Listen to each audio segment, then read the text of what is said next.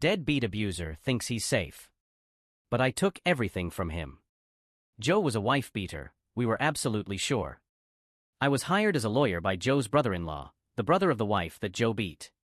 My client was also Joe's ex-business partner. Aside from the whole "you beat up my sister" thing, my client had another serious business beef with Joe. My client took it to court and gave me the case to handle. Joe and his lawyers fought me long and hard. He was confident that his bullshit and outright perjury would carry the day, as it had always worked before. His bullshit and his fists had won him a good settlement with his ex-wife, free of child support. Maybe he thought that threats and lies would carry the day once more, but he was wrong. After the trial, I had a judgment against him, a big judgment far bigger than he could pay.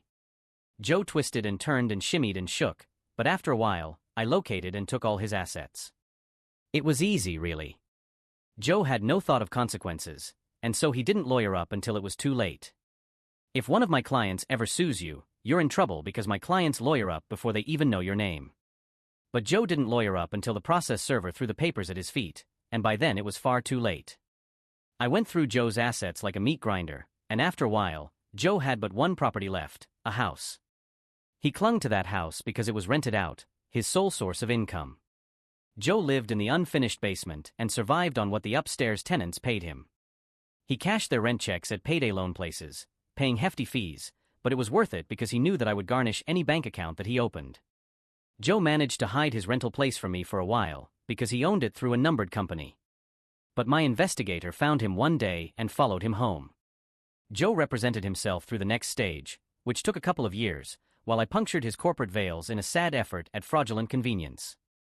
In the end, I had his final house, the house where he lived in the unfinished basement. Joe stepped out one day to get a pack of cigarettes, and when he came back, the sheriff had changed the locks. Can my client at least live in the basement? Joe's lawyer asked me pro bono, because by this point, Joe had nothing to pay lawyers. I knew the pro bono guy, he practiced law nearby. Ask the purchaser, I said. It's out of my hands. And it was. I told Joe's lawyer that the new owner wouldn't let him back into his basement apartment. Joe, a man who had owned this and that all over town, had just lost the last thing he owned on earth, except for his truck. He still had his truck left. Joe's truck was this big gas-guzzling beast that he drove around in.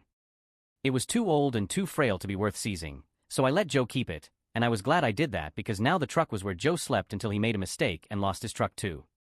He lost his truck the day I got a phone call from the tenants at the house that Joe used to own. He came back and parked his truck across the driveway, the tenants said, adding that Joe had gone nuts.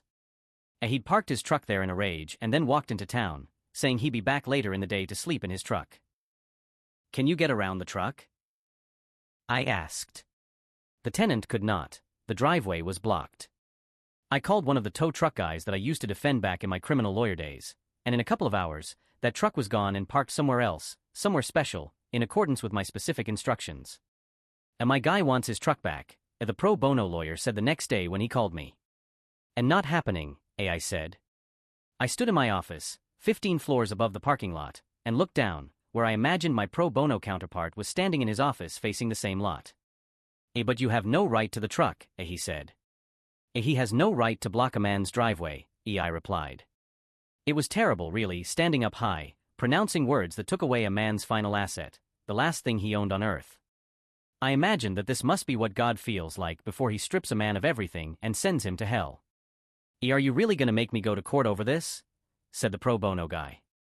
Do what you gotta do, I said, and the pro bono guy said his client was coming in the next day to sign an affidavit, then they were going to court to get the truck back, but I was unconcerned. The next day was bright, and the sun was shining, and it was 9 in the morning. As I looked out the window and sipped my coffee, my phone rang. I picked it up.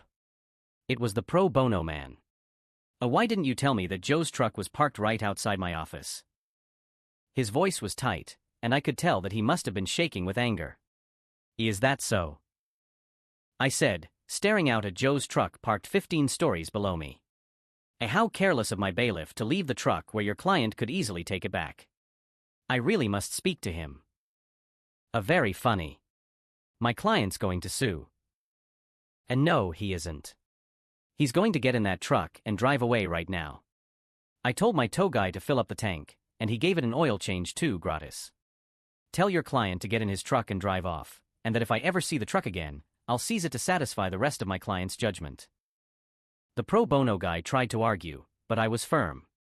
Then I put the phone down and picked up my coffee. A few minutes later, Joe walked out of his lawyer's office and over to his truck. As he walked, I saw that there was no longer a bounce to his step. The joy had gone out of him. Joe wasn't the first guy I ruined, and he won't be the last, but he is the only one whose final ruin I witnessed from on high, from my office, and it was one of the most powerful experiences of my life. Watching a man walk to his truck, knowing that I had stripped him of everything else he had, and he owed his possession of his last asset to my mercy.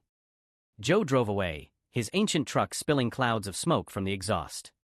I was pretty sure I'd never hear from him again, and I never did.